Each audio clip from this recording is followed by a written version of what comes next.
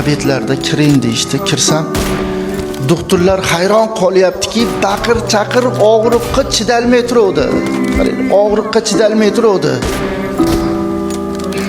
Siz kirishingiz bilan qarang, tuzalib olganga o'xshaysiz. Sizda nima bor desa, dadalik hurmati bor. Meni shunaqa hurmat qiladi bu qizim. Qiynalayotganini derazadan ko'rdim, chekkasidan qarab ko'rdim. Doktorga og'riq qoldiradigan ukol qilib qo'yaveringlar. Qarang, og'riq qoldiradigan ukol qilinglar. Qiynalayotganini ko'ryapsizlar. Og'rimasdan jon taslim qilsin. Men chidalmayapman desam, ukol qilamiz deyishsa, nima qilyapsizlar debdi. Desa shunaqa og'riq qoldiradigan ukol desa, yo'q, men behush bo'lib qolaman. Otamni ko'rolmay qolaman. Qarang, otamni ko'rolmay qolaman.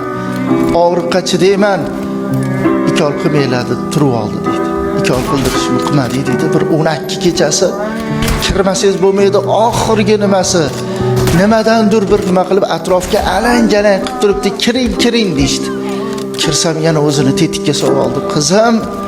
Qizim bo'ldi, kasalligingizni bildim. Endi uni qilib o'zingizni qiynamang desam deydi, ko'zidan shuna yosh oqyapti-da.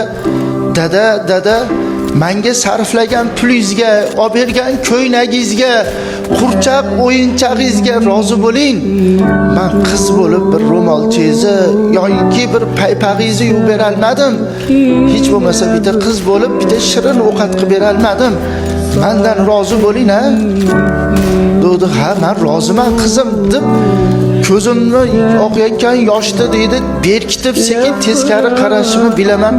Puf degan ovoz chiqdi. O'ligini ham ko'rsatmadi domla deyapti. Qarang, o'lishini ham ko'rsatmadi qizim deydi. Ana qiz bolani.